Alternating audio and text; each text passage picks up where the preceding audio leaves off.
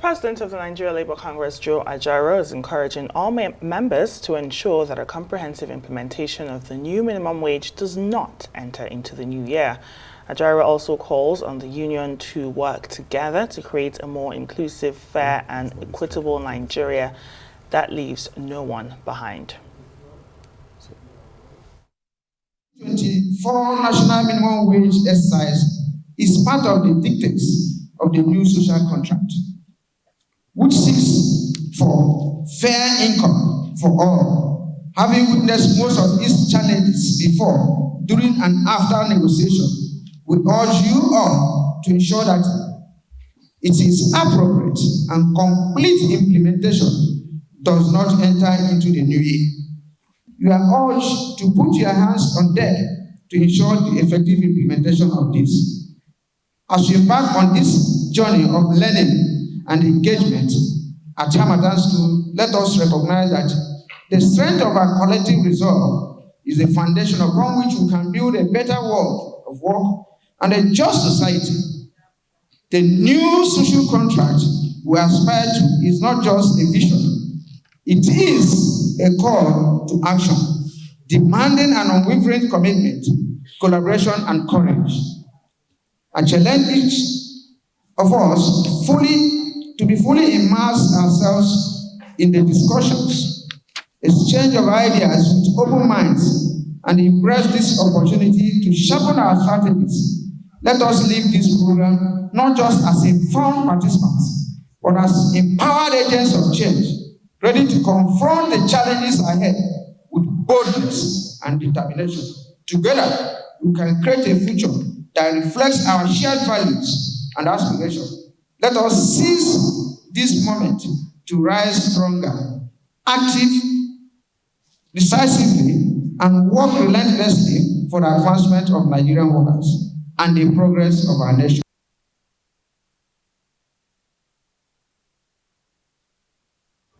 Meanwhile, the Trade Union Congress is also calling for all states to implement the new minimum wage. We are now joined by its president, Festus Osifo. Thank you so much for joining us on the news tonight. Yeah, thank you so much. Good evening. Thank you for having me. Good evening, Nigerians. Great. We know it's an organized labor that comprises many unions, including yours and then the NLC. The NLC seems to be talking a lot about the states that are not implementing yet. But last week at your NEC meeting, you also raised concerns about states that are refusing to pay. This is law. It is established that it is law. Correct. It was bargained by all parties involved. Correct. In your experience, why do you think it's difficult for government or whoever, perhaps the private sector, to meet up with the demands in which they were part of the negotiation? Why does this recur? Yes, if you could recall, after the minimum wage was passed, if you remember, just as you've said, it was a committee that constitutes of, we had the government, we have the private sector, and we have the organized labor. And in those conversations, they were truly involved. So after the 70,000 naira was passed into law, immediately the bill was assented to by the president. So it was expected that each state will go back, meet with the negotiating team comprising of some will constitute both NLC, TUC, while some will be the joint negotiating council together. And in that conversation, they ought to now agree on what they could do. You've heard that a lot of these states, they are doing a little more than what was signed into law, expectedly. But the greatest challenge that we have is actually the consequential adjustment. Because a lot of these states, they are not doing the consequential adjustment properly. So when we had a NEC meeting last week, we examined the issues state by state. And we realized that, yes, why a handful of states, they are already implementing. We have some states as well that conversations were currently going on. We have some states that they were just at the threshold. A state like Oyo, for example, they've constituted the committee, they have been meeting, and they are at the point of signing an agreement. So we have few states like that convention has gone on. But we still have some others. A state like Zamfara, a state like Cross River, that they've not even commenced anything whatsoever. So for such states, like last week, for example, Cross River State, we had a warning strike in Cross River State for 2 days. You just heard that the strike was called off today. As for a state like Zamfara, we have also told our people to mobilize as well. So for those states that there is no conversation whatsoever, we've asked our people to mobilize and go on strike. But for the states that conversations are up to 90, 100, 90, between 80 and 90%, we have asked them to quickly tidy up all loose ends so that they will start implementing the new minimum wage. Let me give you an example. In Akwa Ibom, for example, so they came, they brought a table. When they brought a table, in that table that they brought, they did not do the consequential adjustment properly. So the TUC chairman in the state, he reached out to us. We had some conversations. So they now sat down. They have actually set up a technical committee where they have drawn up the proper template and sent to the governor for approval. If that is approved, the consequential adjustment was actually done properly. I will give you an instance. We've had states in the past that we announced that they are doing new minimum wage, 70,000, 60,000. But what they do is that because they know that there is really nobody on grade level 1, step 1. There's nobody really, any minimum wage in government sector. Because if you even have first school living certificate, that means you attended primary school. You start from grade level 2. So that means really, there's really nobody in grade level 1, step 1. So some of these governors, they will just announce a figure, but they will not carry out the requisite consequential adjustment. That is really the devil that is in the detail. So we have empowered all our state councils, and we have also explained to them how this consequential adjustment must be done so that our workers will not be shortchanged. Definitely. And just explain to Nigerians what this consequential adjustment entails, and also for states that are not even having these conversations started, and some of their reasons are maybe lack of resources. Do you think maybe it's just that payment for workers is not on their top priority? Yes. Okay. So first, the consequential adjustment. When we did from 30,000 naira minimum wage to 70,000 naira, when you calculate it, you are going to realize that the percentage is about 133%. So what that means is that normally that 133% should be applied probably to people from grade level 2 to somewhere around grade level 7 or 8. You apply the 133%. Then as you now progress, you can be reducing the percentage gradually.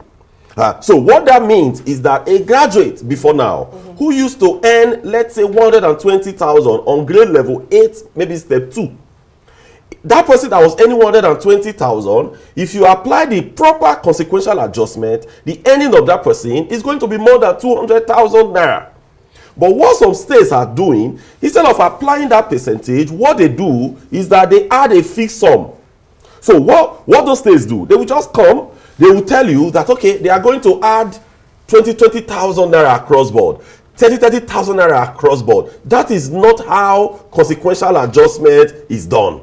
It is actually with that percentage, you now spread it out. So those are the lower run. You do you apply the percentage 100%. So as you progress, maybe to assistant director, deputy director, and directors, it becomes steeper. The percentage could now be reduced. But in some states, they just add a fixed sum, and that is not how it's done. So we are empowering all our state councils, and we've actually took them through how these things could be done for them to be able to get it right and make our members in those respective states happy. Great. So it's a process. When the government or the country reaches a new national minimum wage, it goes beyond just that figure that was agreed to this consequential agreements, which is the next phase. But tell us, how widespread is this issue? How many states are we looking at?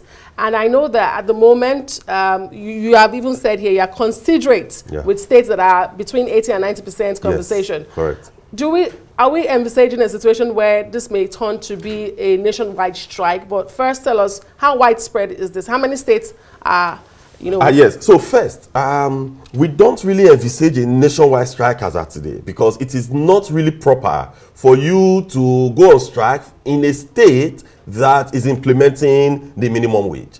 So our concentration today is on those states that are not implementing the minimum wage. For us, the ones that have not started at all are about 2 or 3. For others, because in our NEC meeting, what came out from it clearly was that majority of these states that have not implemented, that discussions are currently in advanced state. In fact, it was scored above 80% that conversations are going on. There was a question that was asked earlier that what is it because of the inability of these states to pay? No, it is not true. It is actually because some of these governors or some of the state governments, they don't see workers' welfare as priority.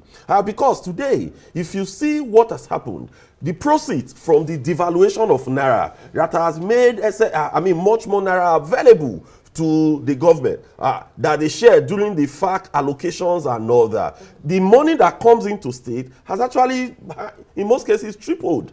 So they can actually afford this. We know that very well. We've done our statistics, we've done our analysis, and we are extremely sure that they can implement the new national minimum wage. So we believe we are in a conversation with the state government. Yes. What is the excuse they're giving you, or what are the excuses they're giving you? And I also want to know, because you talked about the ability of the states to pay. What is the reason the state governments are giving you? This is not the first time we see governments reneging when it comes to national minimum wage implementation. Yes, from our own conversations and the analysis that we've done, the reach out that we've done, a lot of these states, what they are saying is that the committee that they've set up, that they are working, and that they are waiting for the report of the committee to come to them, and that when that report comes, that they are going to implement. Like I told you, a state like Akwa Ibom, the table that they calculated before, if we had used that table, it would have shortchanged our members. So the table was returned back, a new technical committee was put in place, who now sat down, who is knowledgeable on how consequential adjustments are done. In fact, the TUC chairman in the state led that technical committee. They have actually concluded their work and they have submitted it to the governor. So we are expecting feedback from that. For the other states, conversations are going on. So the governors, they are telling us that once the committee submit the template, that they were willing and that they were ready to implement. But for the states that have not started at all, that is actually where we have our challenges. What's going on in the Ebonyi state? Because we had the governor say clearly, I will sack and I will replace you in 72 hours. What's the situation? Because it says, I'm not owing you. Yeah, so that is not the right language to be used. You are a governor. I mean, you should act with a lot of diplomacy. So my expectation in that regard was that the governor will invite the NLC chairman in the state, the TUC chairman, and maybe the JNC chairman. They sit down together. There could be communication issues. The governor will come, okay, I'm already implementing this, then we will bring our books, then we'll examine it. And at the end, we come to a position that will be comfortable for everybody. But to issue such threats, is counterproductive because, labor, once you come out and you start threatening, then we'll also go back and deploy our right strategies to also counter you. So it becomes tit for tat situation. So that is not the right approach to be used. He's a chief executive of the state. He's not a commissioner. So he should sit down with the TUC NLC in the state and resolve whatsoever differences he felt they may have. Thank you for shedding light on these pressing concerns. But just stay with us, Mr. Festus Osifo, as we take another story quickly. Well, since the news broke of the coming back on stream of the Port Harcourt Refinery, there has been controversy surrounding the true state of refining petroleum products at the facility. The management of the Port Harcourt Refining Depot Loading Bay insists the refinery is working, but tanker drivers have refused to load products. Now, the terminal manager of the Port Harcourt Depot of the Nigerian National Petroleum Company Limited, NNPCL, reportedly told journalists that the tanker drivers have refused to load products despite the availability of petroleum products at the depot. He says the depot has 11 loading arms that have the capacity to load a minimum of 15 trucks in 15 minutes. But oil and gas industry expert Maurice Ibe told Rise News that some modalities need to be completed before products can be loaded from the depot, while blaming the real reason that the drivers are refusing to load products on the fact that the Port Harcourt refinery was blending petroleum products instead of refining. Now, when contacted by Rise News, the factional petroleum tanker drivers branch of the Nigerian Union of Petroleum and Natural Gas Workers, led by its national chairman, Lucky Osesua, confirmed that his members are currently loading petroleum products at the Port Harcourt refinery. Now, our guest here in the studio with us, Festus Osifo, is also the president of the Petroleum and Natural Gas Senior Staff Association of Nigeria. So we just wanted to get your thoughts on this developments coming in. First, Nigerians, we have every reason to doubt government. We have every reason to question, these assertions from government because over the years, they've actually let us down. So having said that, for us in Pengasan, it's part of what we are going to address tomorrow in our National Executive Council meeting. Really, from our checks, Port Harcourt Refinery is actually working. But let me explain this.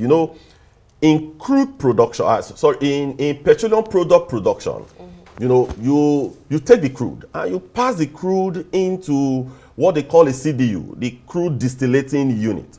So it is actually that unit that is going to bring different products. So that unit today, as we speak, is working. The CDU is working. So when you pass the crude into the CDU, then it's going to give you what we call kerosene, DPK. It's going to give you what we call ATK, the aviation fuel. It's going to give you AGO, the diesel. It's also going to give you naphtha.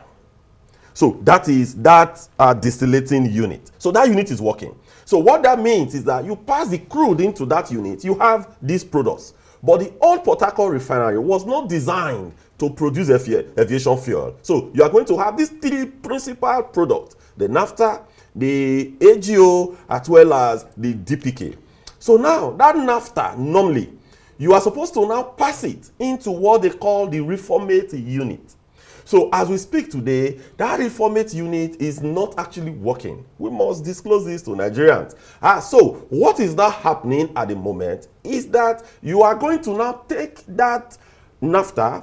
So they will now bring in what they call crack C5.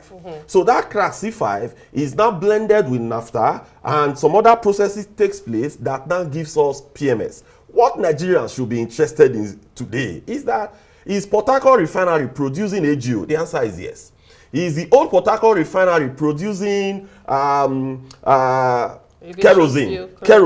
DPK? The answer is yes. Is it producing PMS today? The answer is yes. So we should reduce the concentration on what the processes are and look at the product that comes out. There is no refinery in the world that you have a CDU that produces PMS in one single tranche. No one produces PMS. Even Dangote Refinery, their CDU doesn't just produce PMS. But there is a product that comes out that is close to PMS because the requirement and the specification, what we call octane number in PMS, is very, very, you have to produce it to spec. Otherwise, it damages the vehicle. So that naphtha is further treated. So that treating of that naphtha, you are using the crack C4 from Indorama, so that is what they now call blended. But in all honesty, the refinery is working, and these products are all there. They are coming out as we speak. Yeah. Fantastic. I think that's a good place to